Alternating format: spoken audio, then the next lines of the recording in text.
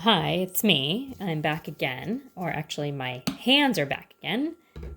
Hello.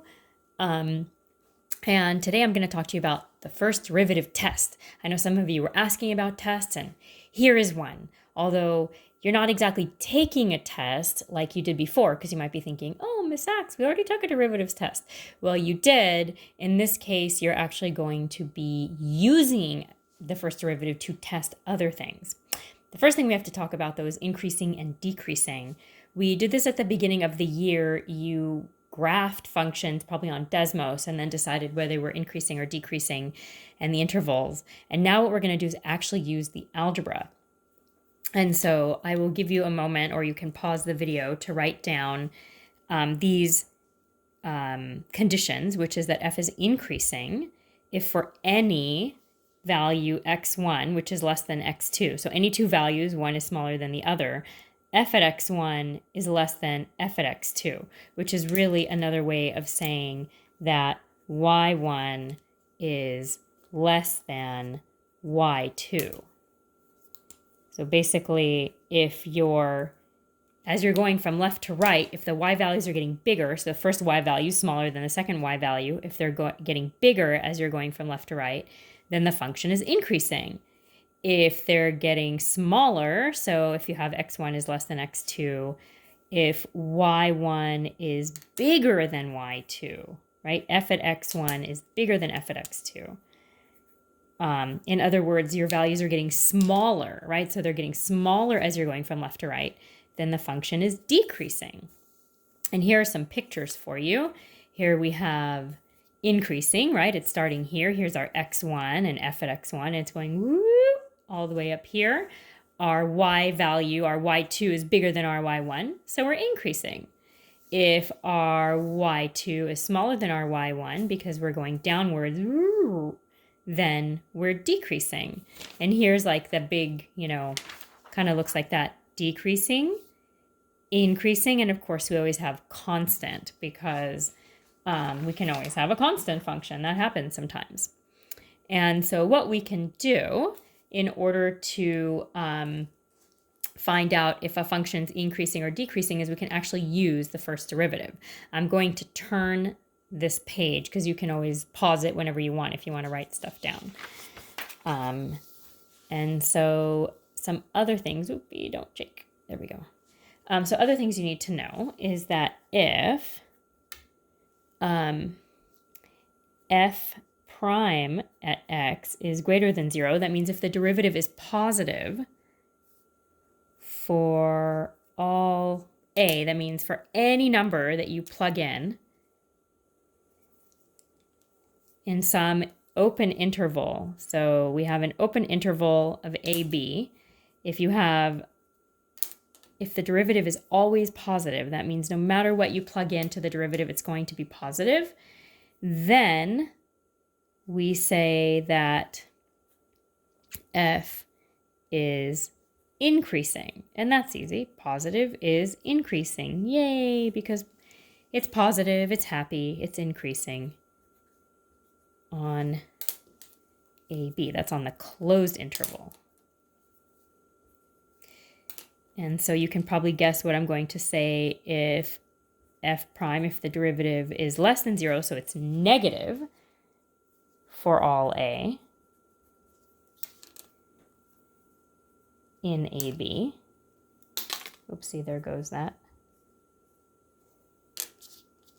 On the open interval, so if the derivative is negative in the open interval, then f is decreasing. It's negative and sad. Those of you that like music, it's like minor. And then, of course, if it's 0, then it's constant. So if the derivative, oh, I wish that wasn't shaking, I'm so sorry, equals 0, then f is constant. And that's because if the derivative is 0, then that means that the function to begin with is a constant function, right? Because the only things that have 0 as a derivative are just numbers by themselves. And I don't have my highlighter right with me. So I'm going to do that. And then to find the intervals, we have to make a table. We're going to find a derivative and we're going to do a bunch of other stuff, and then we have to make a table. So to find the intervals, we, number one, take the derivative.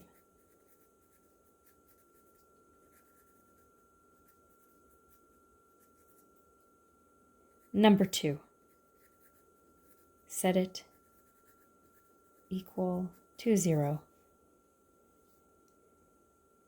And number three, we're going to make a table and test some points.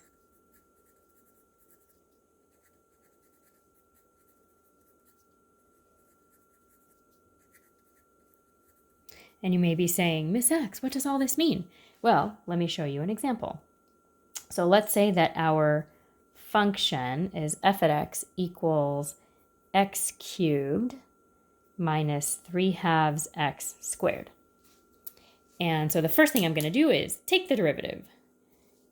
At this point, if you want to go ahead and pause it and see if you can figure out the derivative on your own, I'm sure you can, because you can all do this part. I get 3x squared minus 3x, because if I move that 2 there, 3/2 times 2 is just 3. And then I'm going to set it equal to 0. 3x squared minus 3x equals 0. And then I can actually factor that. If I want to solve it, I would factor out a 3x, and I get 3x times x minus 1. And if I set each one of these equal to 0, then I can solve. I get x equals 0 and x equals 1. And then what I'm going to do is make a table, and I'm going to split these numbers up into intervals. It's really important that you write these in order from smallest to biggest, because we're going to set up some intervals, and it looks like this. I have my interval, which is going to be anything less than 0, so that's negative infinity to 0, between 0 and 1, and anything bigger than 1. And so in this case, I've got 3 intervals that I'm going to test. However many zeros you have, you're going to have at least one more interval than that. So if you had 3 zeros, you'd have 4 intervals. If you had 4 zeros, you'd have 5 intervals. You always have more intervals because you have the intervals between the zeros, and you also have anything to negative infinity and anything to positive infinity. And so this is our interval. And then what we're going to do is we're going to pick a point. I'm going to call it a test point. And then I'm going to evaluate. And then I'm going to decide the sign, and I'm going to conclude. And what that means is I'm going to pick some points between, well, negative infinity and 0. The easiest one here would be negative 1. And then I'm going to evaluate the derivative. I'm not evaluating the original function. I'm not finding an actual point. I'm just testing something in the derivative. And so I'd write f prime at negative 1, and then I'd plug it in 3 times negative 1 squared minus 3 times negative 1, like this. And then I figure out what is the sign. I evaluate and figure out what is the sign. This is 3, and that's plus 3. That equals 6, which is positive. Now we say that if it's positive, that means that f is increasing. And so I'm going to say increasing, like that. And I pick another point. Here I'm going to pick a half. Unfortunately, if you're between 0 and 1 or negative 1 and 0, you're going to have some fractions, and that's okay. We're not afraid of a little fraction. And again, I'm going to plug it in, and I'm going to evaluate it and see what I get. And the same thing when I pick something bigger than 1, I like to pick the easiest numbers. So if there's a 0, great. If it's like 1, 2, anything that's easy, I go for the easiest thing. You don't get points for being complicated in this kind of a thing. It's just whatever is the easiest number to use. You just have to make sure it's actually in that interval. And so I plug them in, and I'm going to evaluate. Here I get 1/2 squared is 1/4. 3 times 1/4 is 3/4. and I have 3 times a half is a half. 3/4 minus 3/2 is actually, I think, negative 6/4, right? That's 3 minus negative 3/4. Anyway, it's negative. It doesn't even matter what it is. I just need to know that it's negative. Here I have 3 times 4 is 12 minus 6. I don't even have to figure out that that equals 6. I just need to know that it's a positive. That's what's important. What the actual value is not important. It's just whether or not it's positive or negative. Because now I can look and see, okay, I need to see, is the derivative positive or negative? It's actually negative in that second interval, which means we're decreasing. So I write decreasing.